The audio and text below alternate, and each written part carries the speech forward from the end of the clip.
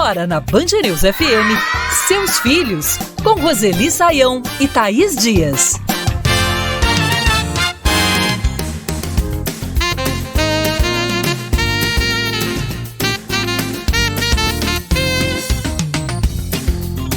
Raiva, irritação, medo, alegria, entusiasmo, angústia, amor. Ao longo da vida, lidamos com vários sentimentos. Às vezes, sentimos tudo isso num dia só. Se para os adultos nem sempre é fácil nomear, lidar, entender essas sensações, imagine para as crianças, para os adolescentes. Mas será que dá para ensinar inteligência emocional? Bora conversar sobre isso aqui no programa Seus Filhos. Eu, Thaís Dias, estou na área e minha companheira também, Roseli Saião. Tudo bem, Roseli? Tudo bem, Thaís. Minha voz.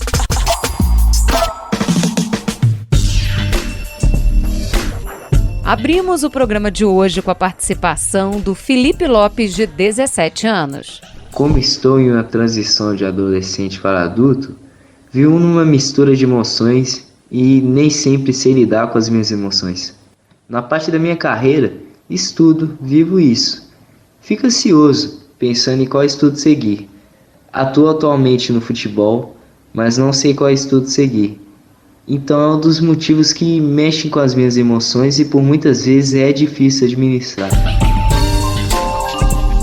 Roseli, se para um adulto já é difícil lidar com mudanças de sentimentos, de emoções, eu imagino para um adolescente em que isso está em ebulição dentro deles, né? E muitas vezes eles ainda não têm essa maturidade, esse autoconhecimento para nomear isso, para conseguir lidar. É muito difícil. Muito difícil, Thaís. Os adolescentes vivem num mundo, né, que não é muito agradável a eles, não. É muita pressão, muita expectativa, muita cobrança. E fora isso tem o grupo social deles, né, que também cobra muito, faz bullying, faz brincadeiras que não chegam a ser bullying, mas são brincadeiras que às vezes magoam. Tem os primeiros contatos amorosos, ou pelo menos a vontade disso. Então é muito sentimento, são muitas emoções ao mesmo tempo, e às vezes elas surgem de maneira assim exacerbada, né? É muito forte, e aí que vem a dificuldade de administrar. A ansiedade de todo dia que todos nós sofremos por conta desse mundo, né, maluco que a gente vive, dá para administrar, mas em algumas situações fica muito difícil mesmo. Pronto, falei. A Mariane Santos está conosco por aqui, ela tem 8 anos e fala como se sente quando os adultos tentam controlar os seus sentimentos, os seus impulsos. Vamos ouvi-la. Eu me sinto um pouco brava e um pouco triste. Enfim. Roseli, é muito comum a gente ver os adultos mediando, né? Ou pelo menos tentando mediar os sentimentos dessas crianças. Então, controla essa raiva, não chora agora, não grita. A gente tem um papel importante no sentido de ensinar os nossos jovens. E quando a gente tenta controlar os sentimentos deles, acaba que a gente vai no caminho oposto, né? Thaís, nós não temos a tradição, o costume mesmo, né, de lidar com os sentimentos quando a gente educa os filhos e quando a gente convive com crianças e adolescentes. A gente nunca deu muita importância a isso, para falar bem a verdade. É como se fosse algo assim que vai naturalmente e a pessoa aprende por si, mas não é, ainda mais, como eu comentei agora há pouco, num mundo que exige tanto e provoca tantas emoções. Aliás, é muito comum, Thaís, a gente ver uma criança pequena tendo uma crise de birra e a mãe fala, se acalme. A criança, bem que queria se acalmar, não consegue. Ela simplesmente não dá conta. Então, não é que a gente deva interferir conduzindo. A gente pode interferir, talvez, em outros momentos, ajudando a criança a entender o que é raiva, o que é tristeza, e por aí vai. Comigo deu certo.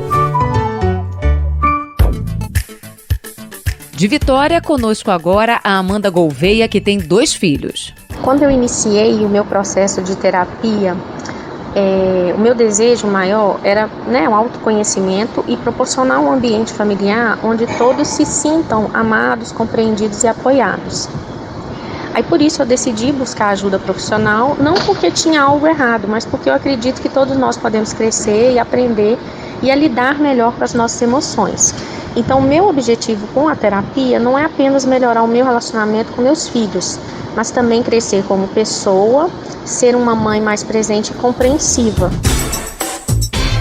Roseli, quando a gente se conhece melhor, fica mais fácil entender até o outro, né? Respeitar esse limite do outro e ajudar nessa harmonia, ou pelo menos nessa tentativa de equilíbrio desse grupo que convive com a gente. Isso, e esse raciocínio vale para tudo. Por exemplo, Thaís, quem se cuida consegue cuidar do outro. Quem se conhece consegue alcançar o outro. E por aí vai, né? Então a terapia para adulto é um excelente instrumento de, como ela mesma disse, autoconhecimento. Porque uma boa parte da gente se expressa a nossa revelia. E é coisa que a gente nem entende direito, não conhece bem. É como se tivesse um país que falasse outra língua dentro da gente e, de repente, desandasse a falar essa outra língua. A terapia, para o adulto, ajuda nisso, aprender a traduzir aquilo que há em você e que você não entendia. Agora, Roseli, de uma maneira geral, como os adultos podem ajudar as crianças e os adolescentes nesse entendimento, ou nesse caminho, pelo entendimento dos seus sentimentos? E aí, quando eu falo adulto, pode ser um professor, um pai, um tio, um irmão mais velho? Olha, pode ajudar muito bem. Primeiro porque o adulto, se ele fez terapia, ele sabe o efeito benéfico que tem, que é um efeito limitado, Thaís, porque o autoconhecimento não tem o objetivo de curar alguma coisa, mas é de se conhecer. E às vezes a gente conhece coisas da gente que a gente não consegue mudar, gostaria até de mudar, mas não consegue. A gente pode ajudar, se conhecendo melhor, a criança, o adolescente, na busca de conhecer-se melhor também. Aliás, a Françoise Doutor falou uma vez uma frase que eu considero até hoje, Quando que nós vamos entender a cabeça de um adolescente? Nunca. Agora, a gente pode ajudar que ele entenda a própria cabeça.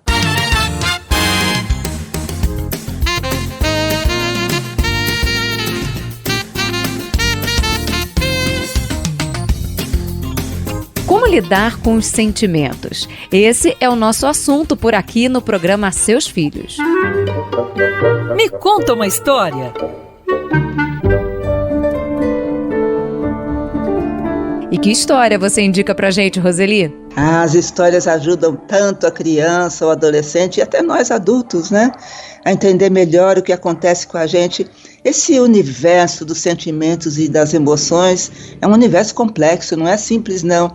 Não é assim, eu estou triste, eu estou alegre, eu estou feliz, eu estou frustrada. Não é simples assim, porque as expressões dessas emoções é que podem ser totalmente diferentes daquilo que a gente esperava, Tem muita gente que já chorou de alegria e ainda se perguntar, mas por que eu estou chorando? Então eu vou indicar um livro que vai ajudar muitos pais, mães e principalmente crianças. O livro é para criança mesmo, a entender melhor esse universo. O título do livro é Eu e Meus Sentimentos, um guia para as crianças entenderem suas emoções e aprenderem a se expressar. Então repete pra gente, Roseli. Eu e Meus Sentimentos, um guia para as crianças entenderem suas emoções e aprenderem a se expressar.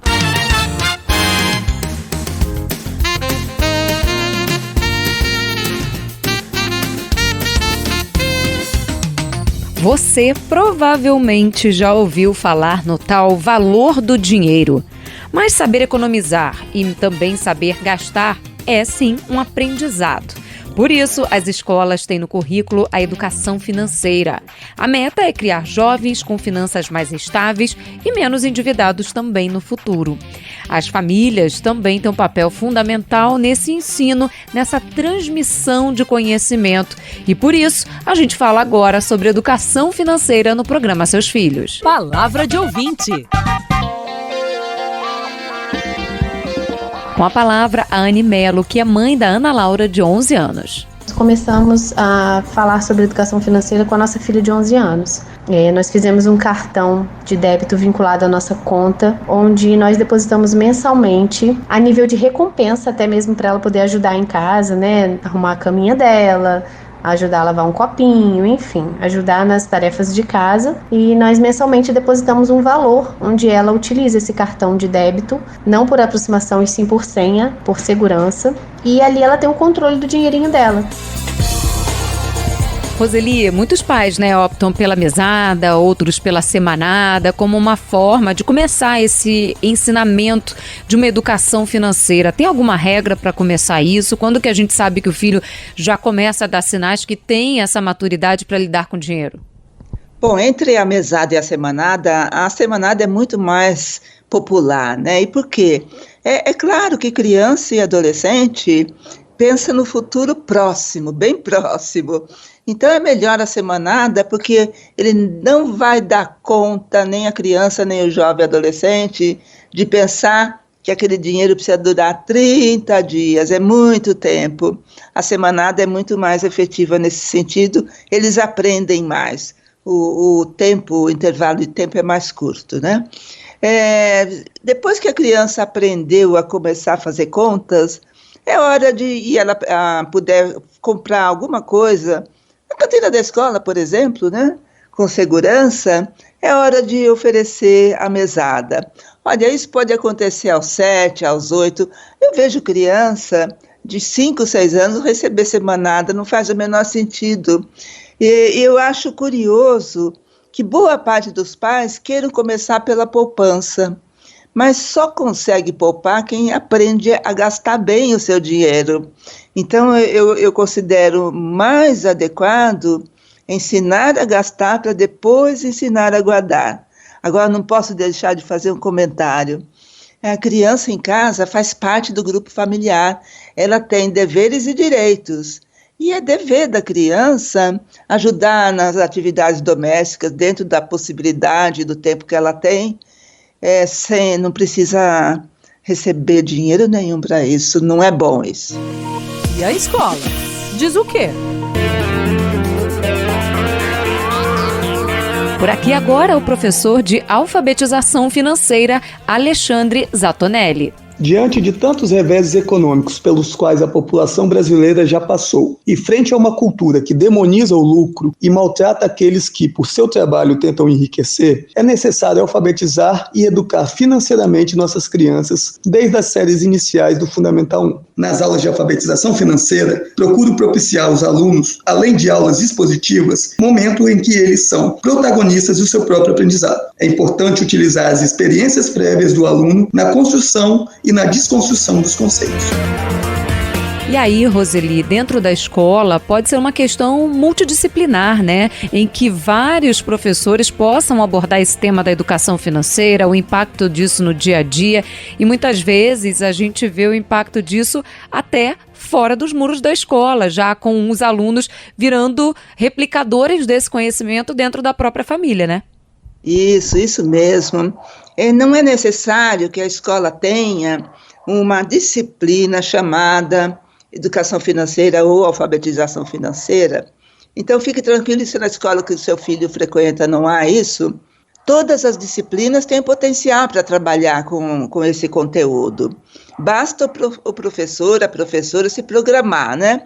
Notícias em jornais podem ser trabalhadas na aula de língua portuguesa, na aula de matemática, de ciências, tudo depende da notícia. Pode ser considerado o aspecto financeiro da questão. Então, para falar bem a verdade, as crianças ouvem e entendem bem a respeito do valor do dinheiro.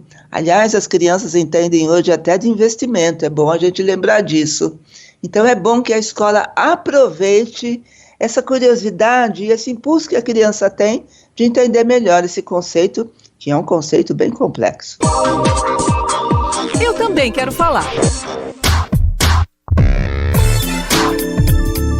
Para a adolescente Vitória Matos, de 17 anos, o planejamento e a organização financeira começaram cedo. Eu considero que é muito importante que a gente planeje todas as áreas da nossa vida, incluindo a financeira.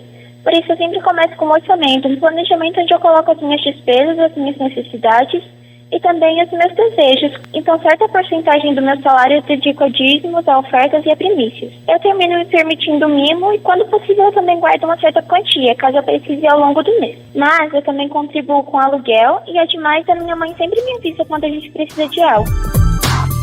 Isso que é educação mesmo financeira, que é uma bela maturidade nesse campo, né, Roseli? Saber gastar com consciência, mas saber economizar quando é preciso, né? Isso. Adorei o depoimento da Vitória, porque é didático esse depoimento, né? Mostra exatamente que aprender a gastar é o essencial na vida, porque ela sabe gastar, ela sabe no que ela precisa gastar, aquilo que é prioridade, e quando dá, ela guarda. Então, ela tem uma ótima educação financeira. Não sei se ela teve na escola, com a família, ou se ela mesma foi atrás disso, mas ela é ótima nisso.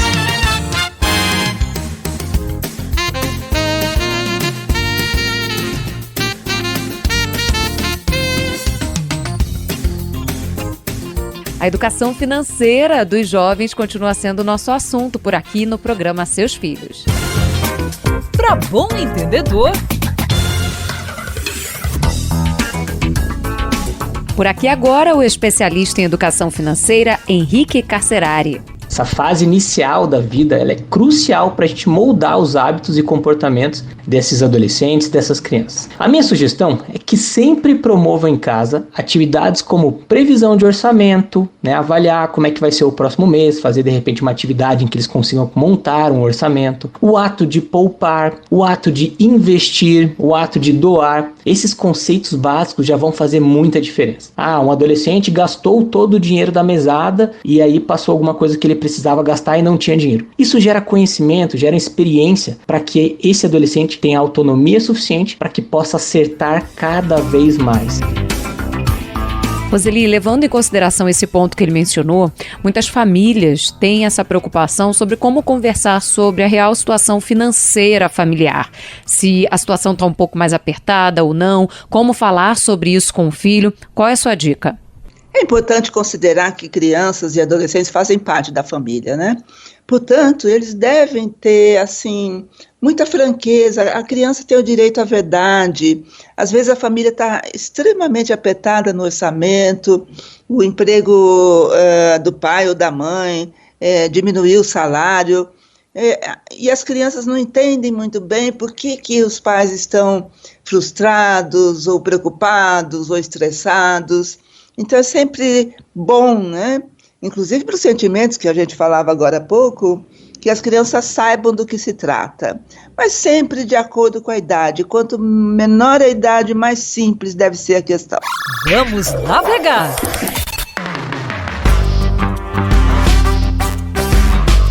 E qual é a sua dica para a gente refletir um pouco mais sobre esse tema, Roseli? Tem um artigo bem legal, eu gostei bastante. O título do artigo é Dicas para introduzir finanças pessoais para seus filhos.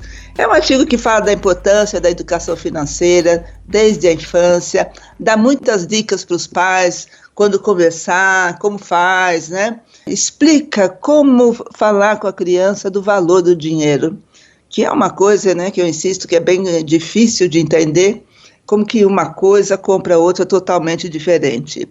Então, esse artigo, vou repetir o nome, Dicas para introduzir finanças pessoais para seus filhos, está no site guru.com.vc. guru.com.vc é esse site onde está o artigo indicado pela Roseli, que vai ajudar a refletir um pouco mais sobre educação financeira.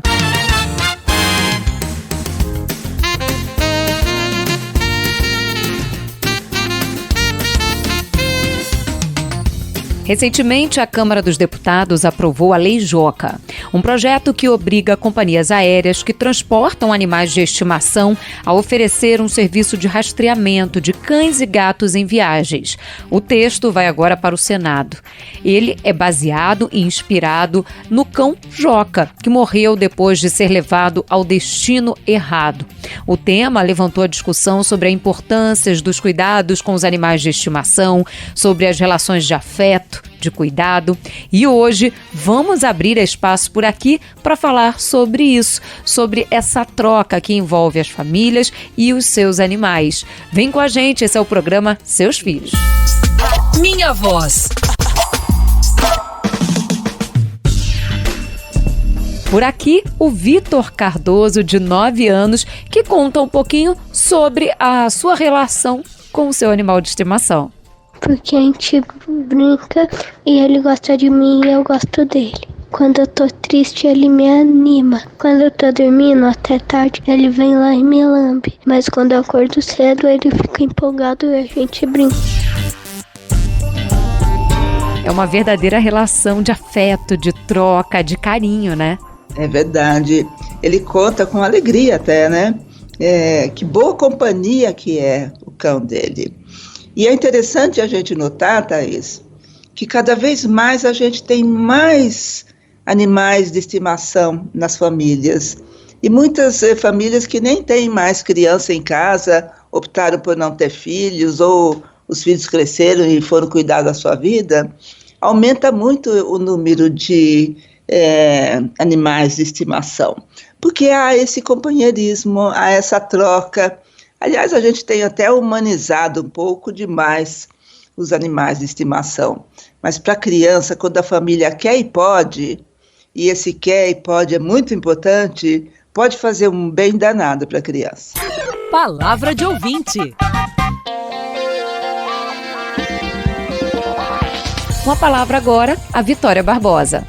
Cristal, a minha cadela, coincidentemente, o meu filho nasceu no mesmo dia em que ela fez 1 ano. Os dois têm a diferença de 1 ano e estão crescendo juntos. E a relação dos dois é ótima. Muito do desenvolvimento do meu filho se dá pela relação com ela. Tanto ela ajuda ele no desenvolvimento dele, brincando, como ele também ajuda ela na relação, na questão da interação com outras pessoas. É uma relação ótima e que eu sou muito grata por poder presenciar isso. É um crescimento emocional, né? Essa troca permite exatamente a essa criança, eventualmente a um adolescente, esse treinamento das emoções, né? O animal de estimação para uma criança pode ser, assim, aquele amigo que a criança reclama de algumas coisas, conta da sua tristeza. A gente ouviu o depoimento, né? E esse animal de estimação se torna uma amizade muito forte, principalmente no mundo atual, que as crianças não saem mais para a rua para encontrar com outras crianças. É na escola e às vezes em casa com colegas ou parentes que eles encontram outras crianças.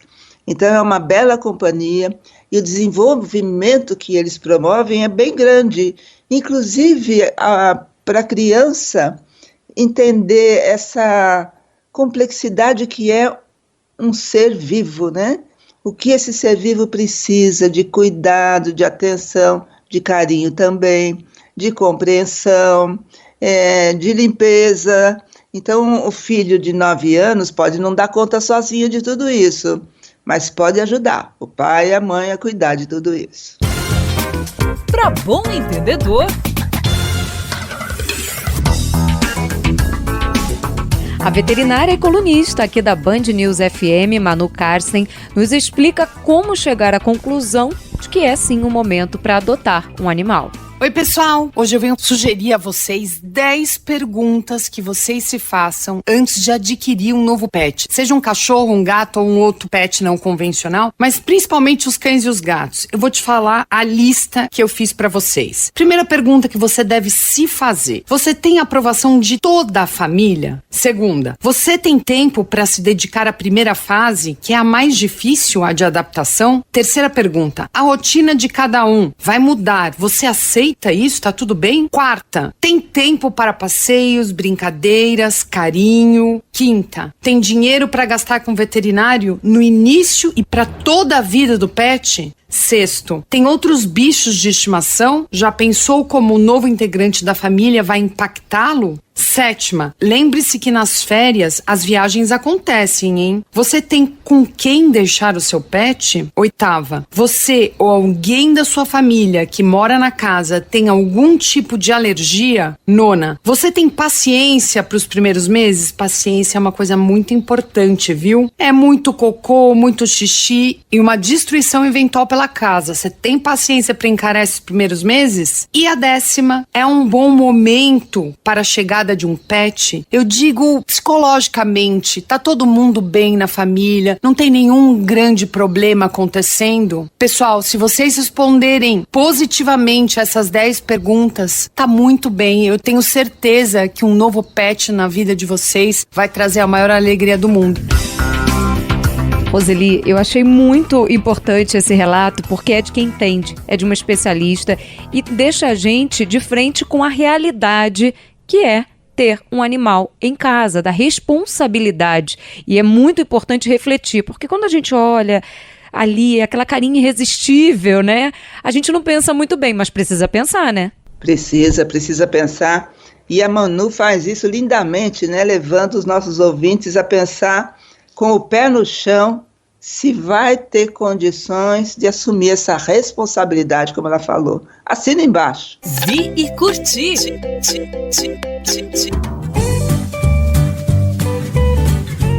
E qual é a dica que você traz pra gente, Roseli, para falar um pouco mais sobre essa relação, né, das famílias com os animais de estimação? Eu trouxe um filme que provavelmente muita gente já viu, mas quando a gente pensa em pet, quando a gente pensa em ter um ou se despedindo de um, vale a pena assistir novamente Marley e Eu. É um filme que começa com uma adoção de um cachorro, que no próprio filme é chamado do pior cachorro do mundo, né? E depois essa pessoa que adotou constitui família, e vem as crianças e vem os filhos, e aí mostra a vida da família toda com esse cão até o fim da vida dele. É um filme que eu aconselho assistir a família inteira.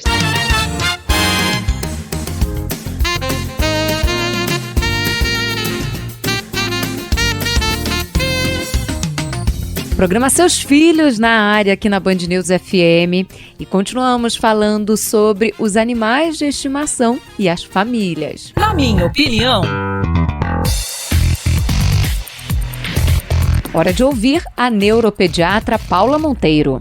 Além dos benefícios emocionais, o convívio com os animais de estimação traz uma melhora no sistema imunológico da criança. Ao contrário do que algumas pessoas possam imaginar, o convívio com esses animais reduz o risco de asma e alergias na infância. A promoção dessa interação também traz uma melhora no estilo de vida, já que você ter um animal de estimação faz com que você faça passeios, brincadeiras ao ar livre e até conviver com mais pessoas. A interação com os animais de estimação pode reduzir o cortisol, que é um hormônio presente nos momentos de estresse. E além disso, observamos um aumento da produção de serotonina, que é um neurotransmissor associado ao bem-estar emocional. As crianças que crescem com animais de estimação tendem a desenvolver maiores habilidades sociais, além de uma melhora na autoestima e tendem a ser menos solitários.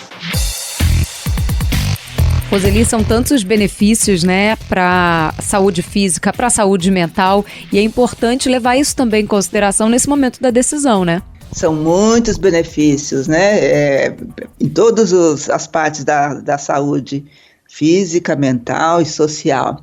Mas é importante lembrar, né, que a criança também se desenvolve sem um animal de estimação, porque é muito difícil uma família se render à demanda dos filhos de que querem um animal de estimação e depois não consegue dar conta, né, desse animal. Na Europa nós temos um problema seríssimo que já está chegando no Brasil, que é no período de férias muitos animais de estimação são abandonados pela cidade. A gente não pode fazer isso com um animal que a gente chama de estimação. Importante ponto esse mencionado pela Roseli, né? Não adianta você adotar esse animal e abandonar quando você achar que ele não é conveniente. Não existe isso, né? Essa vida que você escolheu está sob a sua responsabilidade e responsabilidade é isso em todos os momentos. O programa Seus Filhos fica por aqui, mas lógico que a gente convida você a ouvir quantas vezes quiser lá no nosso site, bandnewsfm.com.br, também no nosso canal no YouTube e nos principais tocadores de áudio. Você encontra o nosso programa. Fique à vontade para compartilhar. Fique à vontade também para participar conosco através das redes sociais, @RoseliSaião, Roseli com Y, Saião também, ou @ThaísBDias, Thaís com H. Se preferir, mande um e-mail, seusfilhos@bandnewsfm.com.br. Esse programa teve a sonorização do José Antônio de Araújo e a produção da Luana Pereira. Agradeço muito a sua companhia, você, nossa ouvinte de todos os dias, por aqui no nosso programa, também nas nossas colunas, e um beijo especial para ela, minha companheira Roseli Saião. Beijo para você e até a próxima. Beijo, Thaís. Meu agradecimento especial a você e aos nossos ouvintes que com muito carinho nos acompanham diariamente. Continue ligado, porque os seus filhos você só ouve aqui na Band News FM.